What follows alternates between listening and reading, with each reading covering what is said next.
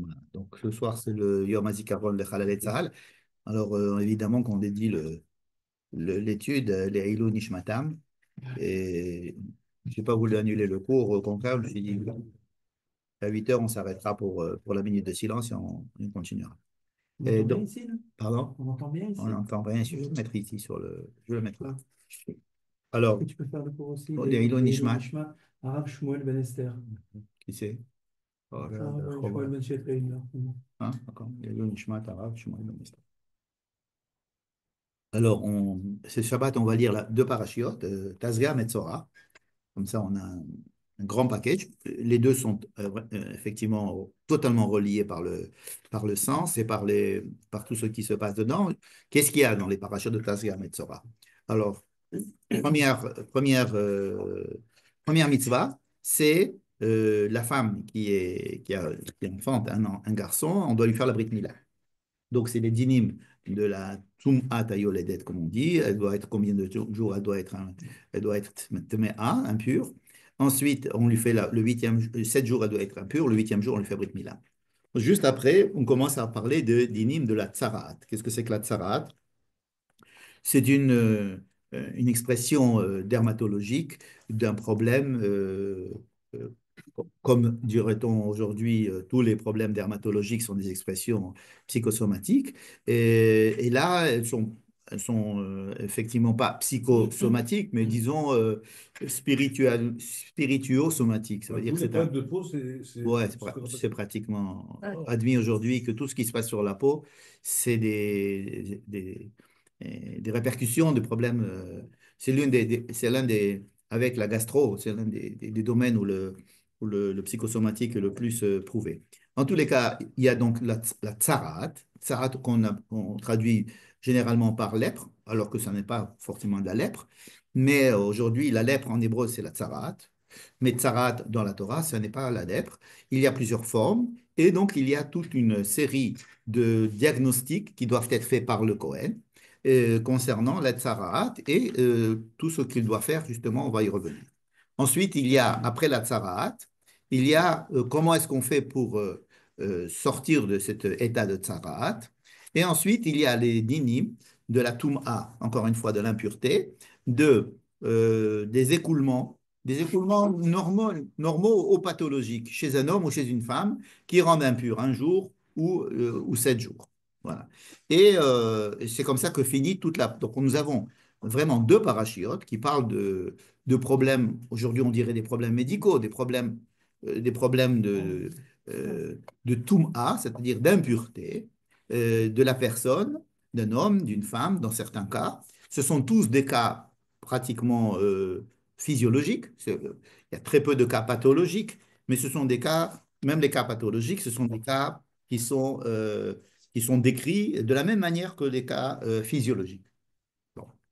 Et ça va nous obliger de nous pencher sur le terme Toum'a, impureté. Qu'est-ce que ça veut dire impureté? D'accord?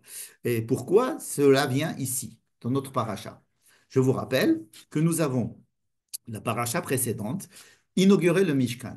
Vous vous rappelez, on a inauguré le Mishkan le huitième jour. Il s'est passé quelque chose d'assez dramatique. On avait vu la mort des deux enfants d'Aaron parce qu'ils s'étaient peut-être rapprochés sans ordre. S'étaient rapprochés du feu divin et le feu divin les a brûlés. Bon. Et nous avons, juste après ça, le sujet de tous les animaux purs et impurs. Donc, on appelle ça les lois de la cacheroute, mais c'est à cause de la pureté ou des impuretés, de l'impureté de certains animaux. Ensuite, nous avons donc l'impureté de la femme qui enfante. Ensuite, nous avons l'impureté de la tsaraat, c'est le fameux tsaraat, et qui apparaît sur la peau. Ensuite, nous avons l'impureté due aux écoulements séminales qui arrivent chez l'homme ou chez la femme, physiologiques ou pathologiques. Donc, ce sont tous des cas d'impureté. Et ces cas d'impureté entraînent un certain processus de purification. Et la paracha de la semaine d'après, ça va être la paracha de Acharemot. Hein. Et qu'est-ce qu'on va dire dans la paracha de Acharemot? Dieu appelle Moïse et il lui dit, après la mort des deux fils d'Aaron, Voici ce que devrait faire Aaron s'il voulait rentrer dans le Saint des Saints. Il doit faire A, B, C, D, et ceci doit être fait une fois par an, ce sera le Yom Kippour. Je répète, la semaine dernière, nous avons parlé de la mort des deux fils d'Aaron. Dans la semaine prochaine, pas celle-là, celle d'après, on va parler des conséquences, une des conséquences de la mort des fils d'Aaron, qui est le Yom Kippour. D'accord? Et au milieu, nous avons toutes ces lois d'impureté. Donc, vous comprenez? Vous comprenez? On a la mort des enfants d'Aaron dans la paracha de Shemini. Ensuite, on a toutes les lois d'impureté. Les animaux purs, les animaux impurs, les hommes, les femmes impures, dans quel cas, pourquoi, etc. Quand on a fini les lois d'impureté, on reprend le fait que les deux enfants d'Aaron sont morts parce qu'ils sont rentrés là où il ne fallait pas rentrer. Et que là, maintenant, Dieu va dire à Moïse, si Aaron veut rentrer dans là où ils sont rentrés tes enfants, et tu ne veux pas mourir, alors tu dois faire un certain processus. Tous les ans, Yom Kippour. Et alors, à la fin de ce processus, on dirait, ben, tu sais, ce processus, tu le feras une fois par an et ça se rappellera Yom Si les Kippour. fils d'Aaron n'étaient pas morts, il n'aurait pas besoin de le faire. Par exemple. C'est-à-dire comme si tu dis, s'il n'y avait pas eu Aman, on n'aurait pas eu Pourim. Ça veut dire qu'il faut comprendre que Yom Kippour qui va être décrit pas dans la semaine, pas dans la paracha de cette semaine, de la paracha de la semaine d'après, d'accord? Et c'est d'ailleurs la paracha que nous lisons en Yom Kippour, est une conséquence, en tous les cas c'est comme ça que c'est décrit dans la Torah, une conséquence de la mort des deux fils d'Aaron, dont nous avons déjà parlé la semaine dernière. Donc nous avons ici un encadrement. Nous avons commencé à parler de la mort des enfants d'Aaron et de leurs conséquences. Nous continuons à parler de la mort des enfants d'Aaron et de leurs conséquences avec le Yom Kippour. Et au milieu, nous avons les parachiotes de pureté et impureté. Est-ce que c'est Yom Kippour qui a la conséquence, le fait qu'il y ait Yom Kippour, ou simplement la façon dont Aaron doit se comporter à Yom Kippour qui est la conséquence? Alors, je vais vous lire le début de la paracha, pas de cette semaine, de la semaine d'après, ce qu'on appelle la paracha de Acharemot. D'accord? Dieu parle à Moïse après la mort des deux fils d'Aaron. D'accord? Pourquoi nous dit c'est après la mort des fils d'Aaron? Ça veut dire que c'est en relation avec. Daber el Aaron Achicha va parler à ton frère et qu'il ne rentre pas n'importe quand dans le Kodesh HaKodashim. Mais les fils Enfin, d'Aaron, ils n'ont pas fait ça dans le Kodesh HaKodashim. il Il y y a, a, il y a marqué, ils ont fait ça en dehors du Mishkan. non, pas du tout en dehors du Michan. Ils ont fait ça. Il y a une marloquette de savoir est-ce qu'ils ont fait ça, ils étaient en dehors, ils étaient à côté de l'hôtel. C'est-à-dire ils étaient dans tous les cas, ils étaient dans le Mishkan. Est-ce qu'ils étaient à côté du Misbéach ou est-ce qu'ils sont rentrés avec la Ketoret dans le Kodesh HaKodashim? Il y a écrit que le feu est sorti de devant Dieu. Et alors, on ne sait pas ce que c'est que de devant Dieu. Est-ce que le feu qui sort de devant Dieu, c'est un feu qui sort du ciel? Ou alors c'est le feu de devant Dieu qui est devant Dieu, c'est-à-dire le Saint des Saints. Parce que dans le Saint des Saints, on parle là-bas de devant Dieu. Lorsque Moïse va rentrer dans le Saint des Saints pour parler à Dieu, devant Dieu. Quand le feu est rentré dans le Mishkan, le premier Nissan, il est rentré dans le Saint des Saints avec la fumée. Donc, qu'est-ce qu'ils ont fait de pas bien? S'ils sont Kohanim et qu'ils ont fait le feu dans l'endroit où on le fait, alors, qu'est-ce qu'ils ont fait? Alors, on en a parlé la semaine dernière. Ben oui, parce que c'était le sujet de la semaine dernière. Qu'est-ce qu'ils ont fait, les enfants d'Aaron? Alors, on a décrit ça en long et en large en donnant les deux possibilités. Je les rappelle. Première possibilité, c'est qu'ils ont fait une faute. Quelle est la faute qu'ils ont fait? C'est qu'ils ont, de leur propre initiative, apporté de l'encens alors que ça n'avait pas été ordonné par Dieu. Et une autre possibilité, c'est qu'ils ont pris du feu qui n'était pas du feu permis, c'est-à-dire du feu qui venait du Misbéach, qu'ils ont pris Esh Zara, un feu étranger. Une autre possibilité, c'est que ils se sont donc ils ont voulu participer de cet événement extrêmement attendu et enthousiaste en apportant leur contribution, étant donné que rien ne se passait, puisque Aaron avait fait tout ce qu'il fallait et rien ne se passait, c'est-à-dire le feu ne sortait pas. Ensuite, il a appelé Moïse à sa rescousse. Moïse est rentré, le feu ne sortait toujours pas. Et juste après, les enfants d'Aaron amènent du feu à l'intérieur, la kétorette. Donc, on avait donné la possibilité qu'ils se disent, mais mince, si ça ne marche pas, c'est parce qu'on a tout fait, sauf ce que, en principe, on devrait toujours faire lorsqu'on veut que Dieu apparaisse, c'est-à-dire amener de la kétorette, faire un nuage de kétorette. Parce qu'il est écrit qu'il n'y a qu'à travers le nuage de la kétorette que je me dévoilerai. D'accord. Donc, ils se sont dit, OK, ça n'a pas été dit expressément, mais ça nous paraît évident que c'est ça qu'il faut faire. Donc, ils ont fait de la kétorette, sont rentrés, et à ce moment-là, le feu est sorti. Donc, peut-être que ce qu'ils ont fait, c'est ça qui a provoqué le feu. Et ce qui a permis aussi au dévoilement de Dieu. Et le feu est allé sur le Bisbéa. Alors, tout ça, c'est une gamme de possibilités qui va de non, non, ils ont fait une faute et ils n'auraient pas dû le faire. Ou alors, il fallait bien que quelqu'un le fasse. Et c'est eux euh, qui se sont proposés pour le faire. Et donc, ils ont été brûlés pour la bonne cause. Pour la bonne cause. Ce qui pose aussi énormément de problèmes. Donc, on avait décrit la palette des possibilités la semaine dernière. Un, ils n'auraient pas dû le faire, ils l'ont fait, c'est une erreur. Et donc, ils sont morts, c'est une punition de leur faute, hein, bête et méchante. L'autre côté l'autre côté de cette panoplie de réponses, c'est non, non, ils ont fait ce qu'il fallait faire pour que Dieu puisse se révéler. Seulement, il fallait dans ce cas-là qu'il y ait des gens qui se sacrifient pour cela. Hein, Mikrovaï et Kadesh. Et donc, c'était eux qui étaient les plus élevés. Donc, comme il fallait que ce soit les personnes les plus élevées qui meurent afin que Dieu se dévoile, c'était eux. Alors, ces deux extrêmes sont évidemment extrêmement difficiles à recevoir. Et il est très possible que les réponses soient entre ces deux extrêmes. D'accord? Bon. En tous les cas, on dit souvent que la faute, enfin, les kabbalistes disent que la faute de Nadav et Avihu, la faute de Nadav et Avihu, leur faute est reliée directement à la faute de Adam Arishon, du fait d'avoir mangé de l'arbre de la connaissance. Or, à chaque fois qu'il y a une grande faute, on dit que c'est une réparation de la faute de Adam Arishon. N'est-ce pas? Je voudrais dire un mot à ce sujet, une proposition à ce sujet. Pourquoi est-ce que les kabbalistes, à chaque fois qu'il y a une grande faute, ils disent c'est une répercussion de la faute de Adam qui a mangé l'arbre de la connaissance, n'est-ce pas? C'est une répétition, pas une réparation. Non, une répercussion, et à cause de cela, c'est qu'une faute entraîne une faute. Hein? Avera, goeret, avera. Donc il y a eu la faute d'Adam Arishon, et à cause de ça, il y a d'autres fautes qui se font, n'est-ce pas? Alors, c'est assez étonnant comme perspective, si on la prend comme une faute originelle catastrophique qui a des conséquences dans tous les domaines de la vie, etc. Ce que je vous propose, c'est une lecture de cette vision de la Kabbalah qui est beaucoup moins chrétienne.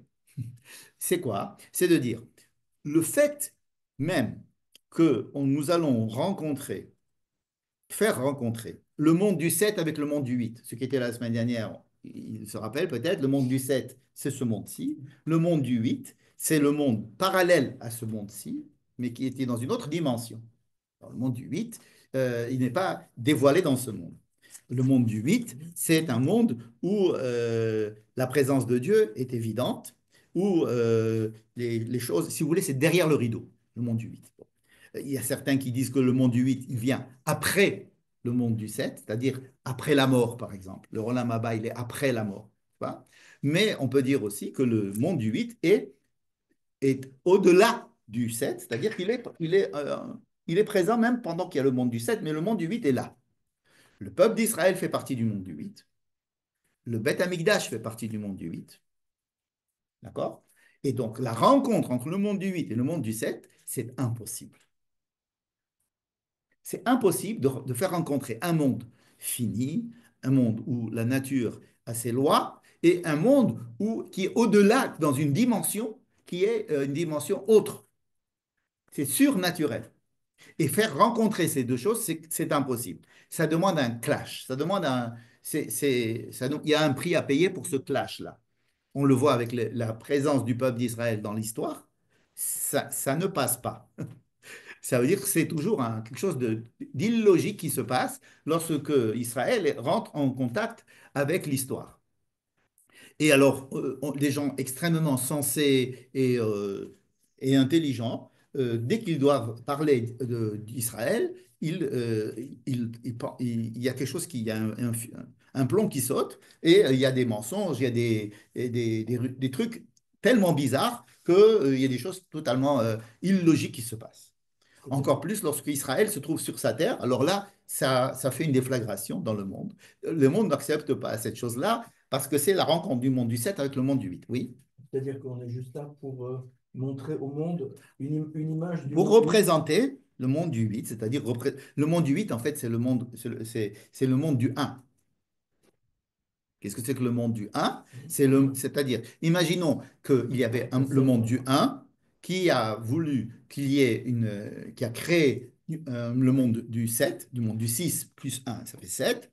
Et il voudrait que dans le monde du 6 plus 1, c'est-à-dire le monde du 7, où la nature s'exprime avec les lois naturelles telles que nous la percevons, découvre que derrière, il y a le 1 derrière de cette pluralité, de ce monde qui va dans tous les sens, il y a quelque chose qui est du domaine du un, c'est-à-dire qu'il y a une harmonie, il y a un sens aux choses, il y a un sens au bien, au mal, il y a un sens qui englobe tout ça. Ça, c'est le monde du 8 qui nous ramène au un. C'est ça qu'on travaille, c'est comme si on travaillait en base 7. Le 8, ça serait, si on va travailler en base 7, alors on oublie. Hein? Ça fait 10. Ouais, alors, en base 7, c'est 7 qui est 1, 0. Ouais, alors, Non, c'est lui qui a 10, c'est le 8 qui est 1, 0. c'est lui. Alors, le 8 est 1, 0. Alors, c'est en base 7, donc le 8, ça devient 1, 0. 1.0. Et donc, c'est comme 50. 50 aussi, ça serait du même domaine. Bien. Donc, ce qui est problématique dans cette rencontre entre le monde du 8 et le monde du 7, c'est ce qui est décrit dans notre livre. Alors, vas-y, c'est quoi? 2, c'est 1, 0. Donc, 8, c'est 1, 0. C'est en base 8 qui est. 8 en base. Non, 8 en base 8, c'est 1, 0. Non, 8 en bas 7, oui, 8 en bas 7. 8 en bas 7, c'est 1, 0. Ah, 8 en base 7, c'est 1, 0. Alors, c'est ce qu'on avait dit avant. Parce que 2 en base 2, c'est 1, 0. Non, 2 en base 2, c'est 2. Non, c'est un zéro. 1, 0. En base 2. Alors, si 2 en base 2, c'est 1, 0, alors 8 en base 8, c'est 1, 0. Non, Passons. passons. Non, mais quand même, il y a des ingénieurs, il y a des polytechniciens ici, ils devraient nous dire. Non, mais si 2 en base 2, c'est 1, 0, alors 8 en base 8 est 1, 0. Enfin, bref. 8 en bas 7. 8 en base 7, ça devrait être T'as 1.1. raison. 1.1. T'as raison. T'as raison. Ouais. Enfin, bref. Puisque 7 en base 7 s'écrit 1, 0. Donc, d'accord. Bref. Donc, on a dit que le clash qui se passe quand on passe de la 7e dimension à la 8e dimension est un clash qui est décrit dans tout le livre de Vaïkra. À la fois, nous avons dans le livre de Shemot la naissance du peuple d'Israël, qui est un premier clash, une explosion. C'est quelque chose qui dérange tout le monde.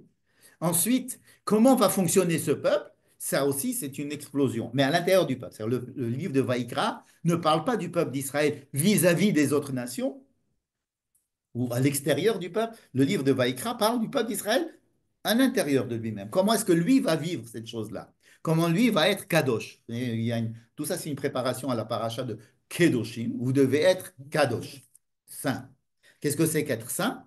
C'est de vivre d'une manière extrêmement particulière et qui est en contact avec le monde du 8. C'est très difficile de vivre dans le monde du 8. Et donc, être saint, c'est pratiquement vivre dans ce monde de 8. Bon. Donc, quand la semaine dernière, on a voulu inaugurer le consulat du monde du 8 dans le monde du 7, à savoir le Beth Amikdash, le temple, le Mishkan, il est obligé qu'il se passe des choses extra-naturelles. N'est-ce pas? Et qu'est-ce qui fait que les enfants de Aaron sont morts? Au minimum, c'est le fait qu'ils étaient des hommes, des êtres, des hommes. Des hommes qui se sont rapprochés de Dieu un peu trop. Mais pourquoi ça ferait un problème que les hommes se rapprochent de Dieu? Parce que dans ce monde-ci, on ne peut pas rencontrer Dieu. Donc, qu'est-ce qui fait que, dans le meilleur des cas, les enfants d'Aaron sont morts? C'est que c'était des êtres humains qui rencontraient Dieu. C'est pour ça que Moshe Rabbeinu n'est pas vraiment un Ben Adam. Il est C'est entre, vrai. C'est vrai que lui, on il dit est qu'il entre a, les deux. il a un statut particulier, mais il faut pas l'imiter. Il faut pas imiter Moïse. Hein. Lui, il était séparé de sa femme. Il faut pas imiter cela. Donc, pourquoi les enfants d'Aaron sont morts? Pourquoi il y a eu ce gros problème de Mintad Ben Aaron? Parce que c'était ces deux hommes très préparés, c'était les deux plus grands hommes de l'époque, un plus grand que Moïse et Aaron. Je rappelle que eux, ils sont montés sur le mont Sinaï et qu'ils ont vu des choses que personne d'autre n'a vues. Donc, ce sont des gens qui étaient très, très élevés. Et en se rapprochant de Dieu, ils sont morts. Comme il est écrit, l'homme ne peut pas voir Dieu sans mourir. Ilo irani Adam vachai. D'accord. Donc, quelle est la raison pour laquelle ils sont morts? C'est parce que ce sont des hommes. Donc, cela dépend du fait qu'on est des hommes. Donc, on se réfère à Adam. Adam et Ève. Pourquoi Adam a mangé de l'arbre qu'il ne fallait pas qu'il mange? Hein, parce que c'est un être humain. C'est-à-dire qu'il devient un être humain tel que nous les connaissons après la faute. C'est-à-dire on décrit un être, un Adam Arishon extraordinaire. On dit qu'il était très grand, qu'il était transparent, qu'il était... enfin bon. Et qu'après la faute, il est redevenu comment? Comme nous. Donc, dans le monde, voilà, exactement. Exactement, exactement. Et qu'est-ce qui a fait qu'il est passé du monde du 8 au monde du 7? La faute. Donc, quand on va vouloir passer du monde du 7 au monde du 8, on va se brûler les ailes et ça va être en rapport avec le fait que lui, il est descendu du 8 au 7. Vous comprenez? Étant donné que l'homme est humain, hein, non, c'est pas encore. Une ambulance. C'est une ambulance. C'est vrai que tout se ressemble ici. La saccade, Les Azakot, ouais, ouais. les ambulances, les manifestations, bref. Donc, il y a ici une référence tout le temps à la faute de Adam Arishon. Pourquoi? Parce que ce sont des fautes qui sont inhérentes à l'état humain. Par exemple, l'idolâtrie qui a été faite au veau d'or. On dit que c'est une résurgence de la faute de Adam Arishon. En quoi? On dit, c'est humain. C'est que l'idolâtrie est humaine. Le fait d'avoir fait un veau d'or, c'est humain. Alors, on va dire que c'est une faute. Ok, on va la rendre. Mais il faut savoir que c'est parce qu'on est des humains. Et quand est-ce qu'on a commencé à être des humains? À partir de Adam Arishon, quand il a fait la faute. Vous comprenez comment est-ce que j'explique cette référence à la faute d'Adam Arishon à chaque fois qu'il y a une grande faute? C'est pas, vous comprenez, c'est pas une klala, c'est pas une malédiction qui s'est passée au début. C'est que la Torah veut décrire notre situation d'être humain, tout en avec l'injonction d'être en contact avec quelque chose qui est infini, ce qui est très, très, très difficile. Donc, on nous fait, à chaque fois que ça ne marche pas, on nous dit, bah, c'est parce que vous êtes des humains. D'accord? Vous voyez ce que je veux dire? Pourquoi est-ce qu'on a fait la faute du veau d'or? Parce qu'on est des humains. Et pourquoi on est des humains? Parce qu'on n'est pas des êtres extraordinaires comme avant la faute d'Adam Arishon. Pourquoi est-ce que les enfants de Aaron sont morts? Parce que ce sont des humains. Et pourquoi c'est des humains? Parce que Adam Arishon, il a fait la faute. Vous comprenez? C'est une vision, à mon avis, qui est beaucoup plus logique et beaucoup moins dramatique que ce que l'on dit d'habitude. Et si les kabbalistes relient tout à la faute d'Adam Arishon, c'est tout simplement pour nous dire, messieurs, dames, nous sommes des êtres humains. On peut dire que Beth Hillel, c'est le monde du 7 et Beth Shammai, c'est le monde du 8. Disons que Beth Shammai a raison dans le monde du 8, aurait raison dans le monde du 8. Dans le monde du 7, C'est dans Beth le, Hillel. ouais, et dans le monde du 7, c'est la réalité. Oui, le monde du 8, c'est ce qui nous... par exemple, le fait que nous fassions la Brit Mila à 8 jours. Non, ce qui est écrit ici, n'est-ce pas? Ce 8 jours, alors c'est les premiers versets de notre paracha. Pourquoi à 8 jours? Hein? Qu'est-ce qui se passe pendant les 7 jours d'avant le huitième jour? C'est décrit dans la paracha. La femme est La impure. maman est impure, il va falloir qu'on définisse ce que c'est qu'impure, pendant 7 jours. Et le huitième jour, on lui fait la Brit Mila. Comme si la Brit Mila était la suite des 7 jours d'impureté de la femme. Quel rapport? Hein? Parce qu'on pourrait dire, pendant 7 jours, elle est impure, et le huitième jour, elle ira au mikvé, par exemple. Non, il y a les 7 jours d'impureté, et ensuite, on lui fera la brit mila au bébé. On le fait rentrer dans le monde du 8, sans lui demander son avis, évidemment, n'est-ce pas?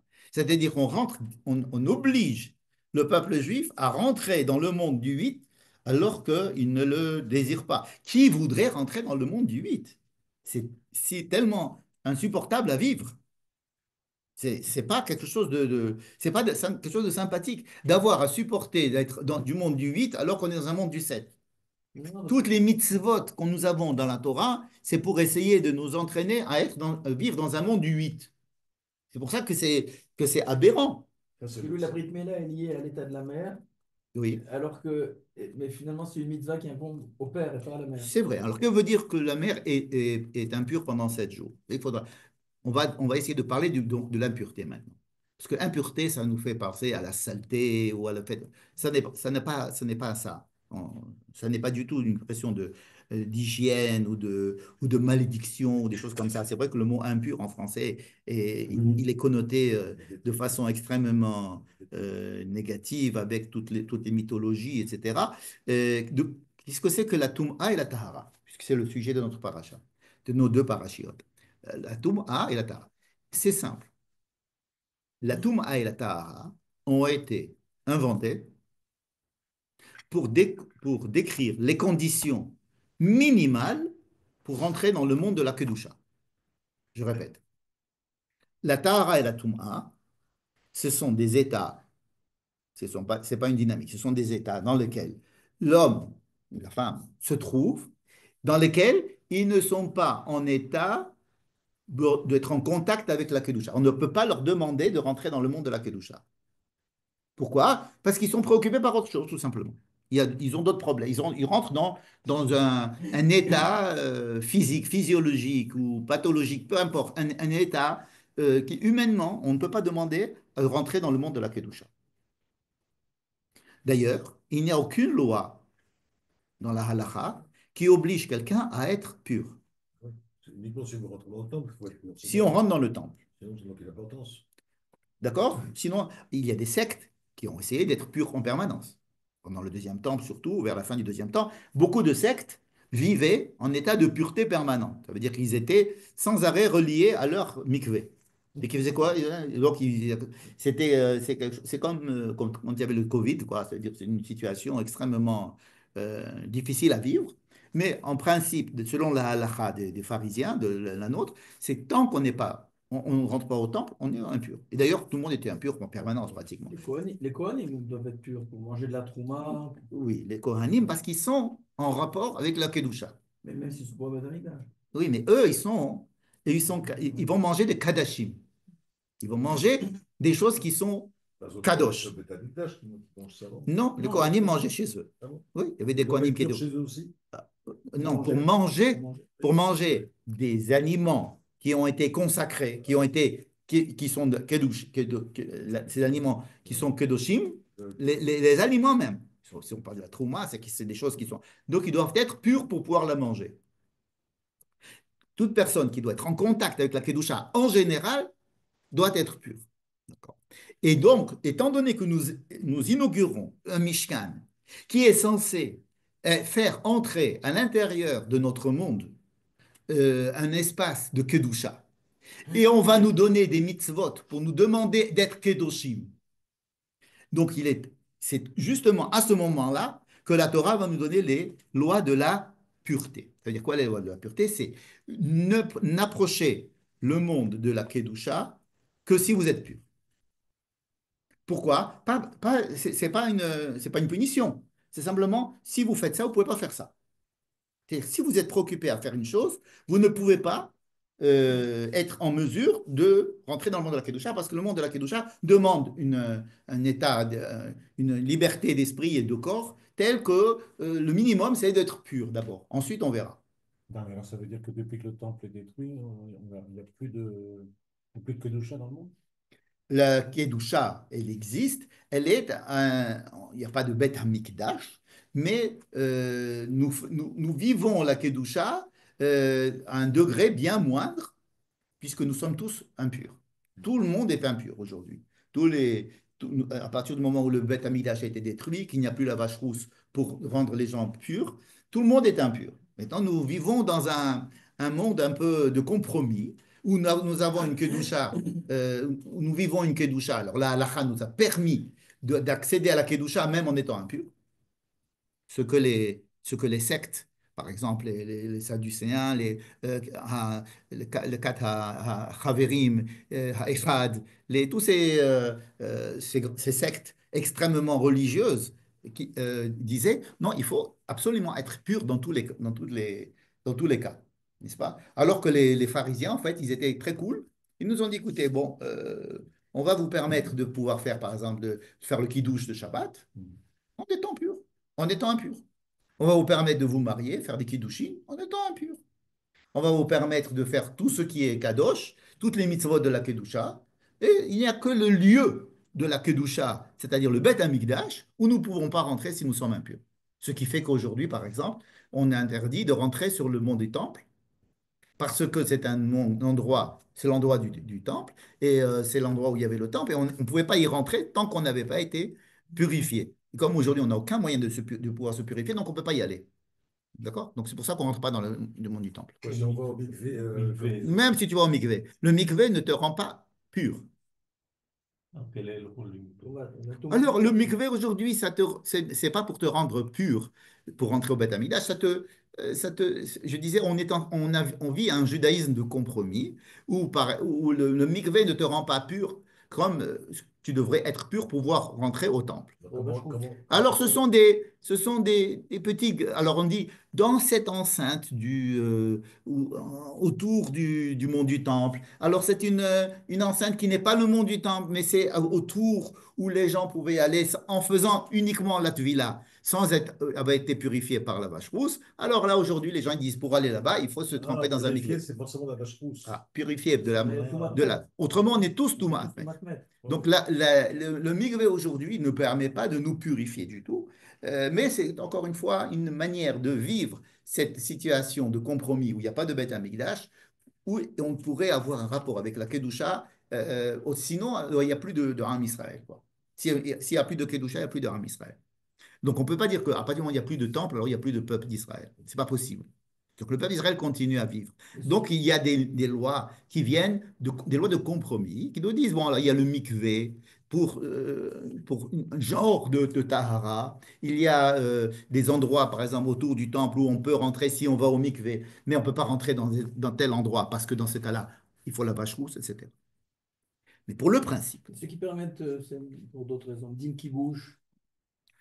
bon, il y a plein de choses. Pour le principe, c'est de comprendre que si les lois de pureté et d'impureté ont été mises ici, entre la mort des enfants d'Aaron, dans la paracha de Shemini, et la mort des enfants d'Aaron, reprise dans la paracha de Acharemot, justement le même sujet, juste au milieu, on nous donne les lois de pureté et d'impureté, c'est pour nous dire, semble-t-il, que le fait que nous inaugurons le temple, c'est-à-dire qu'on rentre dans le monde de la Kedusha, à ce moment-là, il y a énormément de conditions et de dangers dans cette histoire de la Kedusha. Il est très dangereux. On a vu, eux, ils sont rentrés et on a dit, bon, il ne faut pas rentrer comme ça. C'est trop dangereux. Il faut prendre des précautions. Précautions que nous prenons à un Kippour, n'est-ce pas? Pour pouvoir rentrer là-bas. Mais pour nous enseigner à nous, qu'est-ce que c'est que le monde de la Kedusha? Alors on nous explique qu'il y a des états physiologiques ou pathologiques, des états humains dans lesquels l'homme se trouve ou la femme se trouve, dans lesquels on ne peut pas leur demander de rentrer dans le kadosh, dans la kedusha. En général, c'est limité dans les histoires d'espace, dans le Bet Amikdash. Mais il faut comprendre que tout état de kedusha, a priori, dans son esprit, demande une tahara. La halakha ne le demande pas, encore une fois. La halakha, elle tient compte Mais c'est le principe. Kedusha, ça ne peut se faire qu'en état de tahara. Donc, Tum'a, c'est pas un problème, c'est pas une faute, c'est pas une saleté, c'est rien du tout. C'est simplement un état dans lequel la personne se trouve, dans lequel on ne peut pas lui demander d'accéder à une autre exigence supplémentaire. Voilà. D'accord? On dit, vous savez, on ne peut pas demander à quelqu'un de faire deux mitzvot à la fois. obligé de faire une seule mitzvah. On ne peut pas demander à quelqu'un qui est en train de faire une mitzvah, on va lui demander de faire une deuxième mitzvah. Il est pas tour. Aosek ben mitzvah, pas tour mina mitzvah. Si je fais une mitzvah, je suis pas tour de faire une autre mitzvah. Je ne peux pas exiger d'une personne de faire deux choses à la fois. C'est-à-dire, ils avaient bien pensé aux femmes qui peuvent faire les Non, choses parce plusieurs fois. que Non, mais je je veux vois dire un que. malade, Hein? quand je vois un malade, je suis pas obligé de. Ouais, par exemple, le Khatan, il a la mitzvah de rendre joyeux sa femme, il n'est pas obligé de faire Kriyat Shema ou de faire Arvit, Quand? le soir où il se marie. Ah oui. Tu vois? Bon, aujourd'hui, oui. Alors, ou alors, quelqu'un Quelqu'un qui va visiter un quelqu'un malade. qui doit pas. Oui, alors, tu Alors, vas le il visiter. n'est pas obligé de faire des filotes ou je sais pas. Ben, si tu fais toute la journée, tu vas voir un malade et que tu n'as pas le temps de faire la tefila, non, tu dois faire le malade. Ouais. Maintenant, le Havel, le Onen, qui a un mort à enterrer, donc il est entièrement pris par le mitzvah d'enterrer son mort, eh ben, il est pas tour de toutes les mitzvot. Alors on dit aujourd'hui, étant donné, bon, aujourd'hui on n'est pas tellement préoccupé, aujourd'hui tout se fait automatiquement, etc. Donc, mais c'est le principe même. Tu veux me donner une idée? Merci beaucoup. Bref. Donc, qu'est-ce que c'est que maintenant la Toum'a et la Tahara? Ce sont des états qui font que l'homme, théoriquement, est préoccupé par quelque chose, c'est-à-dire que son corps l'invite à se préoccuper de choses et donc il ne peut pas se préoccuper d'autres choses qui sont du domaine de la Kedusha. D'accord? C'est uniquement cela. D'accord? Bon. Et ça va toutes les règles de la Toum'a et de la Tahara, il faut commencer comme ça. Et comment est-ce je suis arrivé à cette conclusion? Par le fait, justement, que ces mitzvot sont dites, justement, à l'inauguration du temple, entre la mort des enfants d'Aaron, de Shemini, et la, mort, et la suite ici. N'est-ce pas? Et je vais vous dire même plus. Tout le jour de Kippour, à quoi il sert? À quoi il sert? Pourquoi on fait Kippour? Pourquoi est-ce qu'il existe une journée de Kippour par an? Parce que l'existence du temple à l'intérieur du peuple d'Israël, on ne peut avoir un temple que si il y a un certain minimum de pureté du peuple. Le temple ne peut pas résider dans un peuple qui est entièrement en faute en permanence. Pourquoi? Parce que les fautes du peuple, elles entachent le temple. Donc, une fois par an, il faut faire ce qu'on avait appelé la dernière fois un reset, c'est-à-dire on va faire nettoyer le temple de ses fautes et en même temps nettoyer le peuple de ses fautes.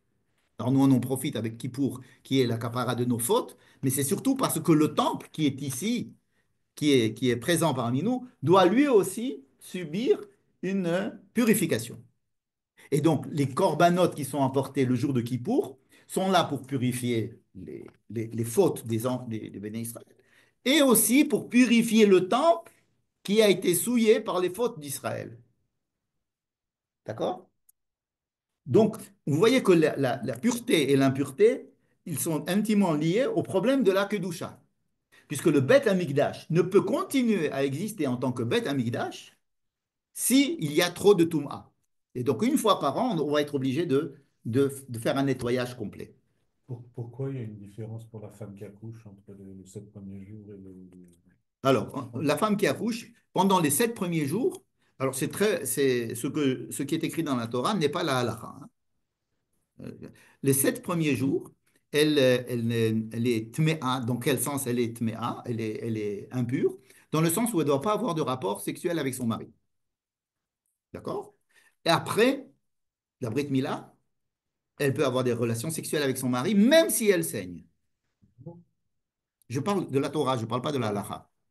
N'est-ce pas? Simplement, elle n'a pas le droit d'aller au Beth Amikdash. C'est-à-dire, il y a ici deux sortes de Toum'a. Une Toum'a qui fait qu'elle doit être, elle est séparée pendant les 7 premiers jours de son mari, mais le reste du temps, elle peut revenir avec son mari. Au contraire, c'est même fait pour ça. C'est-à-dire que même si elle saigne, elle peut être en relation avec son mari. Il faut qu'elle reforme ce couple. Le couple doit être reformé, mais elle ne peut pas encore rentrer au Beth Amikdash. Il faut attendre encore 33 jours de plus, et après, aux 33 jours, elle peut rentrer au Beth Amikdash. D'accord? Donc, il y a ici quelque chose qu'il faut comprendre. 7 jours, et le 8e jour, on lui fait la Brit Mila au gosse. Comme si le gosse, faire rentrer l'enfant dans le peuple d'Israël au 8e jour, C'était le prolongement du fait qu'elle, elle soit pendant 7 jours impure. En quoi est-ce que c'est en rapport? Alors, il faut savoir que le monde du 8, comme on a parlé du 8, le rapport qu'il y a entre le monde du 8 et le monde du 7, on a dit qu'ils étaient incompatibles, qu'ils étaient très difficiles. Mais il faut comprendre, il y a aussi un autre truc, c'est que le monde du 7 prépare au monde du 8. Ça, c'est une donnée très importante. Tout ce qui est 7 prépare au monde du 8. Et tout ce qui est 8 est toujours précédé par le 7. Il n'y a pas de 8 qui ne soit pas précédé par le 7 dans la Torah. Par exemple, euh, bon, par exemple, la femme, ici, qui doit être 7 jours après 8. Par exemple, l'inauguration du temple le 8e jour, elle est précédée par 7 jours de préparation. Les Sheparim Yemem Milouim. Un agneau, on ne peut mettre un agneau en corban, en sacrifice, que si il a passé 7 jours chez sa mère. Et le 8e jour, il peut être sacrifié. Hein, c'est le début de la paracha qu'on lit à toutes les fêtes. Shor, Chesed, Eski, Valet, Vaya, Shivra Yamim, Tachatimo, ou Bayom Hashemini, hein, il peut être les korban Ishel Adonai. Et quand il y a une fille? Pareil. Ah oui. Oui, oui. Ces Pas premiers qu'il y jours, ils avait peuvent une, pas. une différence. Il y a Non, pas eu- ça c'est pour ici, c'est pour l'impureté de la mère que les filles. Ok. Mais pour le Keves ou AS, non. Maintenant, il y a un problème de comprendre qu'est-ce que le 7, en quoi le 7 prépare au 8. Puisque ce sont deux mondes tellement différents, c'est une autre dimension. Cette autre dimension était extrêmement importante à découvrir, puisque c'est la dimension qui a précédé la création du monde. Donc, ce monde-ci, il a pour but de préparer toute la création à accéder au monde du 8. Donc, si nous sommes dans le monde du 7, c'est pratique, c'est-à-dire c'est le monde que l'on vit, il faut savoir qu'il est là pour nous préparer au monde du 8. D'accord? Donc, les 7 jours pendant lesquels la mère est, elle est séparée, elle est tméa, d'accord? Elle vient de donner de la vie. Pourquoi est-ce qu'elle va être tméa? C'est un surplus de vie qui a existé. C'est la chose la plus heureuse qu'il peut y avoir, une vie qui est donnée, n'est-ce pas? Donc, quand elle est nida, on nous dit qu'elle est aussi impure parce que c'est une vie qui n'a pas été donnée. Bon, elle a eu ses règles, donc il y a une vie qui n'a pas abouti. Mais là, la vie a abouti. Pourquoi est-ce qu'il y a 7 jours d'impureté pour une Yoledet? Elle n'a fait aucune faute, encore une fois. Il n'y a aucun. Toutes les explications oui, elle a juré de ne plus jamais. On essaye de trouver une faute à la Touma, mais ce n'est pas la définition que je donne, moi, à la Touma du tout. Elle a perdu de la vie. Elle a perdu quelque chose. Elle a senti qu'elle est dans un état où, un état psychologique très particulier dans lequel elle a permis la vie, mais c'était quelque chose qui était en elle. Donc il faut qu'elle fasse le deuil de la séparation, première séparation, d'avec son enfant qu'elle a porté dans son ventre. Ce deuil, là, elle doit se recréer, ressaisir, refabriquer son être en dehors du fait que son fils, que le bébé est sorti d'elle, n'est-ce pas? Donc, on lui demande, elle demande son temps à elle. D'accord? Ne me demandez pas maintenant de re-rentrer en relation avec mon mari, etc. Elle rentre dans une bulle où elle doit se recentrer. Et alors, le 8e, ça veut dire, à quoi ça va amener le fait que tu te recentres? Au fait que ton fils va pouvoir maintenant être indépendant. Que ton fils va rentrer dans le peuple avec la brite. Il va rentrer dans l'alliance du peuple. Je répète, la femme qui fait un tout avec son bébé. OK? Ça, c'est pendant qu'elle est enceinte. Elle se sépare de lui sur le plan psychologique, spirituel. Elle doit se remettre, refaire, refermer, cicatriser, si vous voulez, cette blessure de la séparation d'avec un enfant qu'elle a. Et cela prend 7 jours.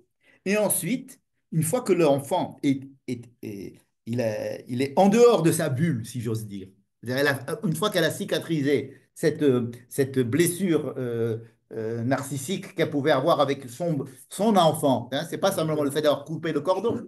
Qu'est-ce qui se passe?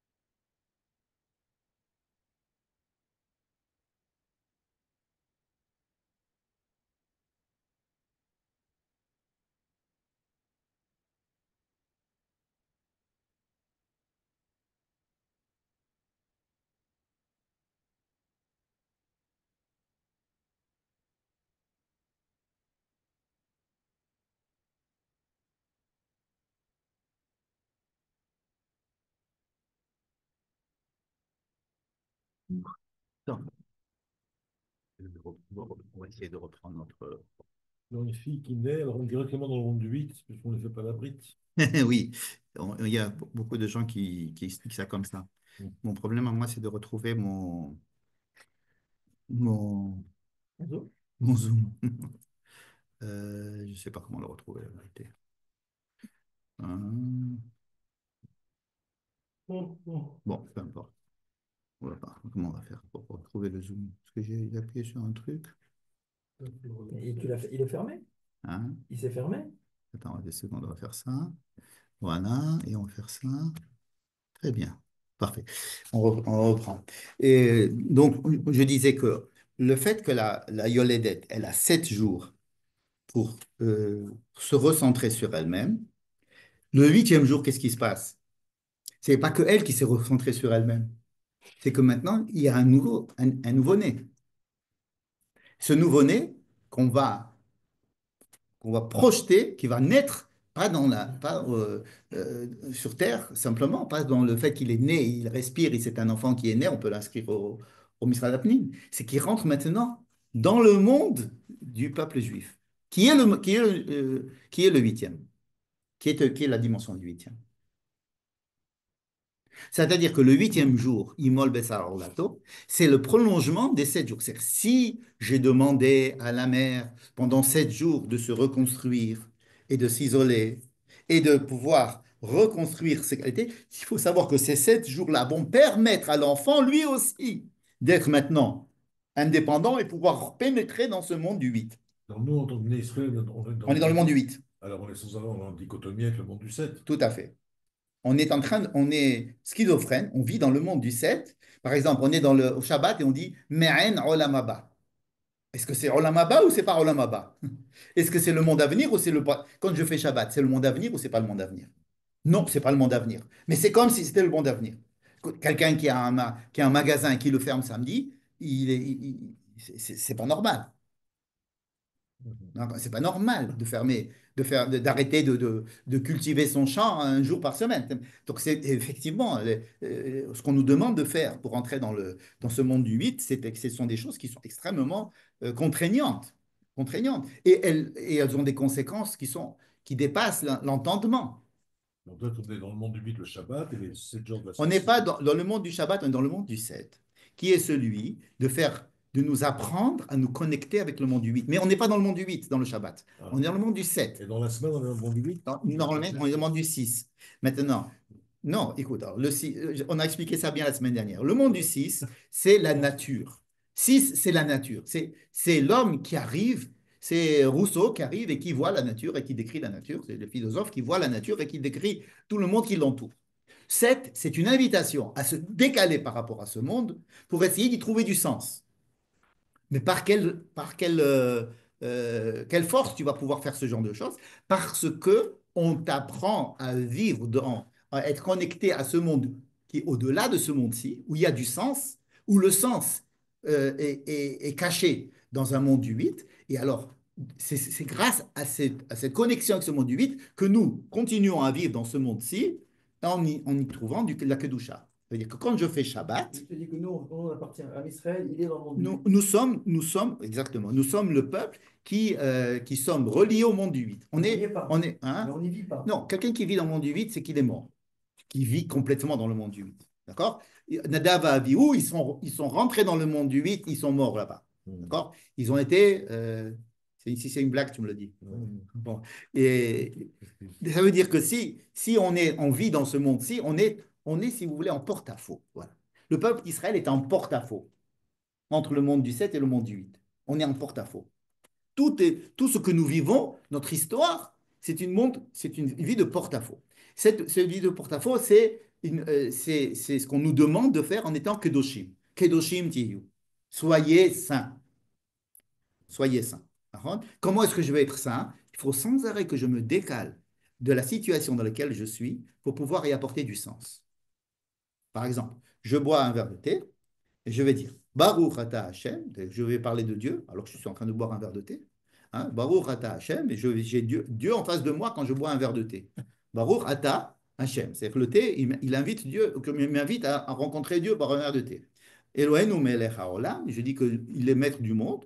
Asher kideshanu, qui nous a rendus saints, bemitzvotav, avec les mitzvot. Le but des mitzvot, c'est de nous rendre kadosh. Ça veut dire quoi? C'est qu'à chaque fois que j'ai un verre de thé, que je vais le prendre, je vais boire. Il dit, attends, tu sais ce que tu es en train de faire? Avant de boire, tu sais ce que tu es en train de faire? Tu as un corps, et qu'est-ce que c'est? Qu'est-ce qu'il y a dedans? Pourquoi? Mais d'où ça vient? Aujourd'hui, par exemple, à chaque fois qu'on achète un produit, on voit s'il y a des machin truc, s'il est bio, s'il est qu'est-ce qu'il y a dedans, etc. Mais les Juifs, ils sont habitués. Chaque fois qu'ils achetaient un truc, ils voulaient c'était cachère, c'est pas cachère, n'est-ce pas? Ça veut dire que tu dois voir si c'est cachère, c'est pas cachère. Et puis, je dois voir, je prépare mon corps. Est-ce qu'il a besoin d'un verre de thé? Est-ce que j'ai soif? Oui, c'est bien pour moi. Donc, je fais rentrer ce verre de thé à l'intérieur d'une réflexion et d'une mise à disposition qui est très particulière. Au lieu de venir de bras, hop, et je mange, tu vas manger. Mais avant, alors c'est ça la kedusha. La kedusha, c'est de mettre un petit espace pour pouvoir mettre du sens à ce que je suis en train de faire. Tout simplement. Donc, cet espace qu'on me demande de faire, pourquoi est-ce qu'on me demande de créer un espace entre le monde qui existe et moi pour pouvoir réfléchir? Tout simplement parce que être en relation avec ce monde du 8, c'est très, très, très compliqué. D'accord?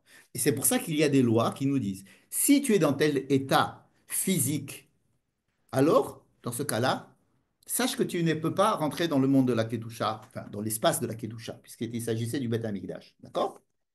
Alors maintenant que nous avons un petit peu défini ce que n'était pas la Touma et la Tahara, enfin, et la Kedusha, on a compris que le fait que on nous place ces deux parachutes justement au milieu de la problématique de Nadav et Abihu, qui sont des êtres humains, pour ça qu'ils sont reliés à la faute d'Adam Arishon, et en tant qu'être humain, rentrer dans le monde, dans le Beth Amikdash, et de rentrer en contact avec Dieu, c'est très dangereux, ils ont perdu la vie.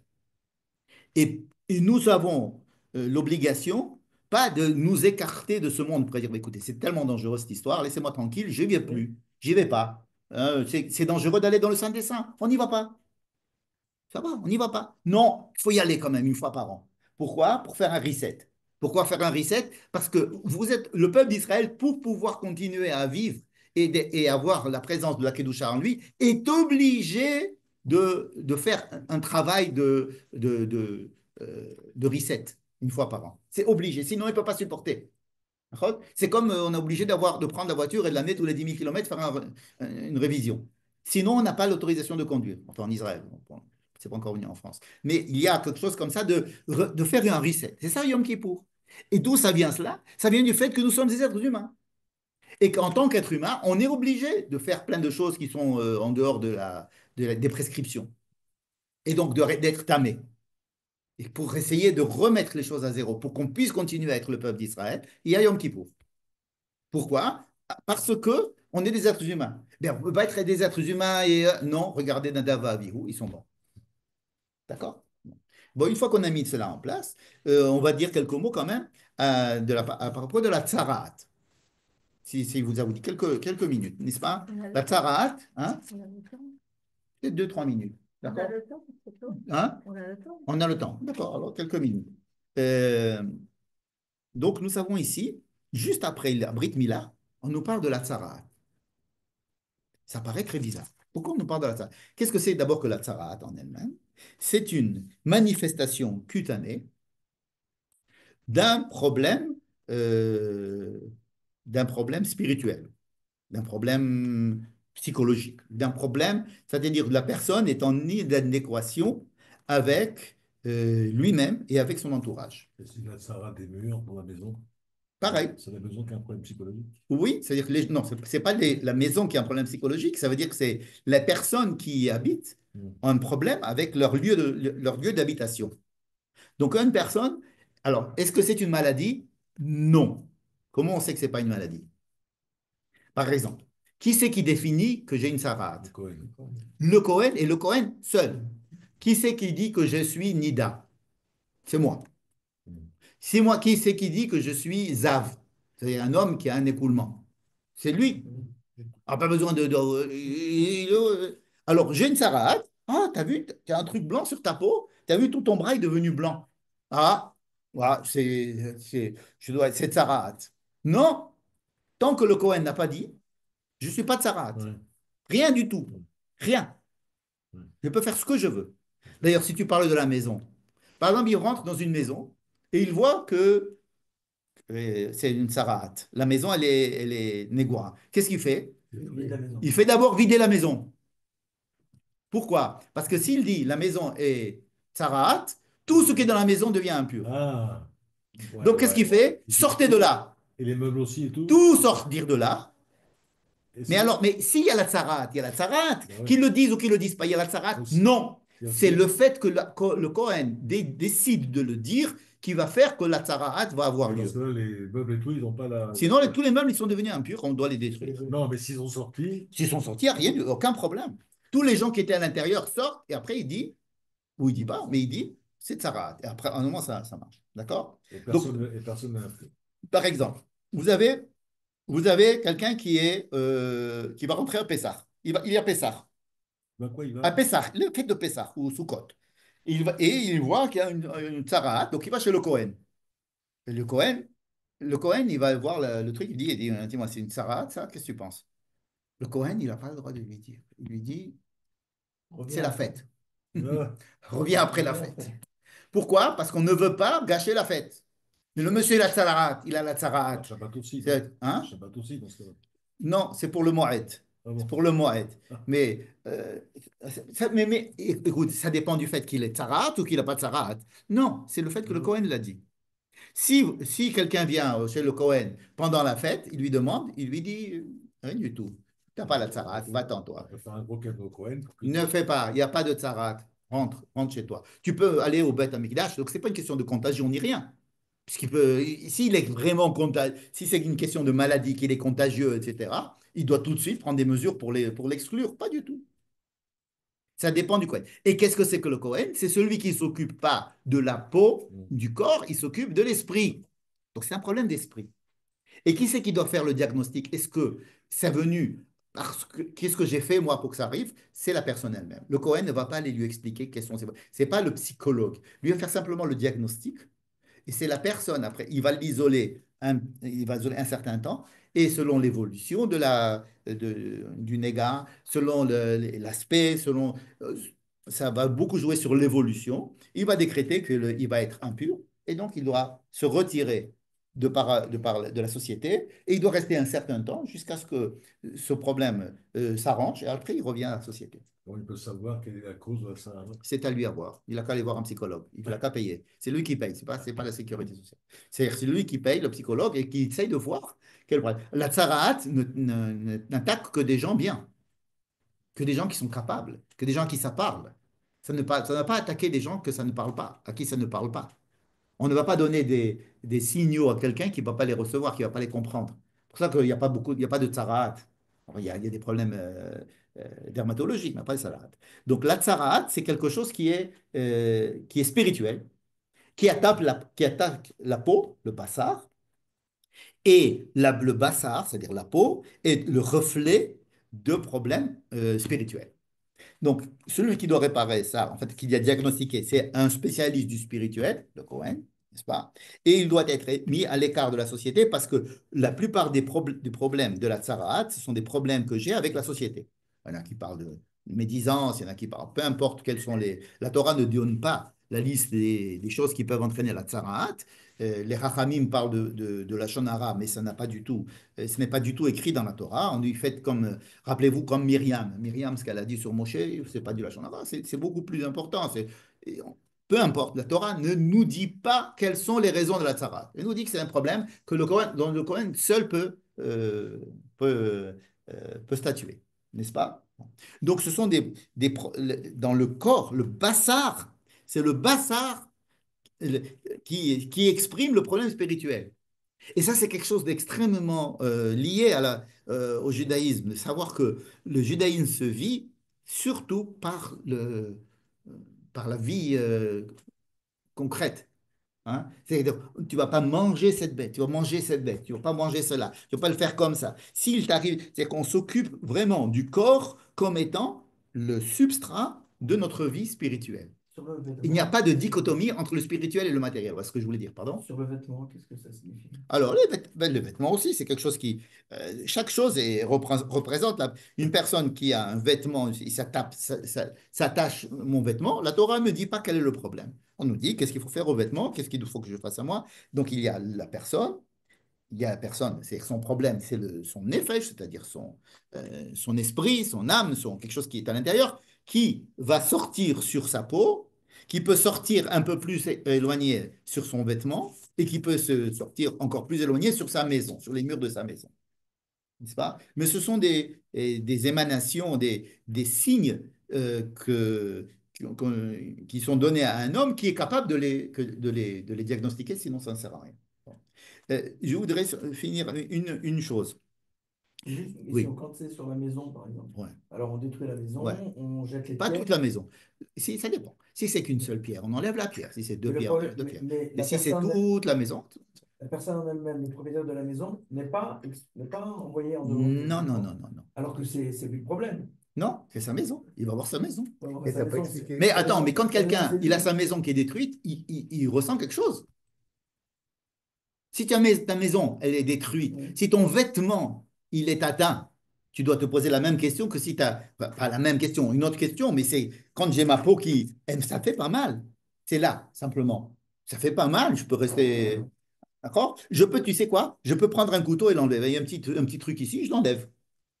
Interdit. Mm. Pourquoi c'est interdit? J'enlève le problème. C'est pas un problème, c'est un signe. Si tu enlèves le signe, ça sert à rien. C'est un symptôme. C'est pas parce que c'est un. Tu comprends? C'est Dieu qui t'envoie un signe pour que tu essayes de réfléchir sur tes problèmes. Et donc, les différentes cercles qui entourent la personne, et qui font qu'il se sent. Si ça tape la maison, c'est parce qu'il a un problème avec sa maison, avec son rapport avec sa maison, ou avec son vêtement. Et les vêtements, ça représente le vêtement, la maison, ça représente la maison, et la peau, ça représente C'est le vêtement pour pas voir un psychologue ou voir un schmatologue. un schmatologue. Et schmates Faut le sentir. Dernière petite chose. Dernière petite chose. Il y a une Gemara dans Shabbat, Masechet Shabbat, hein, la page 133, peu importe, qui dit, regardez cette Gemara, elle nous dit, si un bébé, il a une tsaraat juste sur son prépuce, Donc, non, pour que alors, ça voilà, arrive, hein, il faut se lever tôt. Mais enfin, c'est intéressant de savoir pourquoi est-ce qu'elle pose cette question. comme Parce disait que justement, on parle de la Brit Mila et juste en place la Tzarat. Parce qu'il dit, la Brit Mila, c'est quoi? C'est Nimo Bessar Orlato. C'est pas Orlat Bessaro. Bessar Orlato. Bessar et Tzaraat qui est Beor Bessaro. C'est que c'est dans la chair. C'est un problème de chair. C'est qu'on inscrit le judaïsme dans la chair et c'est par la chair qu'on va parler aux juifs. C'est comme ça qu'à l'époque où on était assez élevé pour pouvoir avoir ce genre de signes. Alors, si quelqu'un, il a une baheret, par exemple, il a une sorte de tsarat sur son prépuce, nous avons ici deux mitzvot. Nous avons une avant mitzvah. la bride, c'est-à-dire, Avant la brite. la bride, ça va en Eh oui, on l'a pas. Sinon, La deuxième. alors, il a la barrette sur son prépuce. Nous avons une mitzvah, c'est d'enlever le prépuce. Nous avons une autre mitzvah qui nous interdit de couper l'endroit de la tsarat. On n'appelle pas de Cohen, c'est tout qui le. On peut ne pas appeler le Kohen. On peut ne pas appeler le Cohen. On On peut peut pas- faire. on peut rapporter Il y a le mérite. l'oikot, ça veut dire qu'on n'a pas le droit de se débarrasser du problème. Parce que ce n'est pas un problème. C'est un appel. C'est comme si on reçoit une lettre et au lieu de l'ouvrir, on la déchire. La nouvelle ne va pas comprendre. Pardon? La nouvelle ne va pas comprendre. Non, mais le père, c'est lui qui a la mitzvah de faire la brit mila à son fils ou la mère. Donc, encore une fois, c'est un cas d'école. Et pourquoi le cas d'école naît? Pourquoi on a ouvert ce code? Parce que justement, la Gemara veut nous faire comprendre que le fait que nous ayons parlé de la Brit Mila, juste après on parle de la Tsaraat, et que les deux parlent du Bassar, ce n'est pas pour rien. Et on nous dit que lequel des deux est le plus fort? Est-ce que c'est l'obligation de faire la Brit Mila ou c'est l'interdiction d'enlever le signe de la Tsaraat sur le corps? Alors, c'est quoi Ben, c'est quelque chose de général. Quand il y a une stira entre Assez, Shev et lota, assez. Alta'aseh, ben, Assez, vélo, assez, qu'est-ce que tu fais? Shev et Alta'aseh. Non, c'est assez. Assez, Ah, dochelota, assez. Oui. Assez, dochelota, assez. Oui. Il faut faire la Brit Mila. Ouais. Il faut faire la Brit Mila. Ça veut dire, mais le dioun est long dans la Gemara. On se demande pourquoi. Et les commentateurs aussi, on apprend énormément de choses ici. Mais encore une fois, on n'est pas en train de faire un cours de Gemara, mais c'est pour vous montrer que le fait, la juxtaposition de deux mitzvot qui a priori n'ont rien à voir, justement l'école pour qu'on commence à réfléchir aux deux. À savoir que l'entrée à l'intérieur du peuple juif, elle est plus importante que le signe qu'on peut t'envoyer, parce que les signes, on va t'envoyer d'autres, mais il faut d'abord que tu rentres dans le peuple juif, c'est-à-dire qu'on te fait d'abord la Brit Mila. Et supprimer un signe qui va te dire, attention, tu as un problème de comportement à l'intérieur de toi, c'est secondaire par rapport à mon entrée à l'intérieur du peuple juif. Vous voyez comment est-ce que réfléchit la Gemara, n'est-ce pas?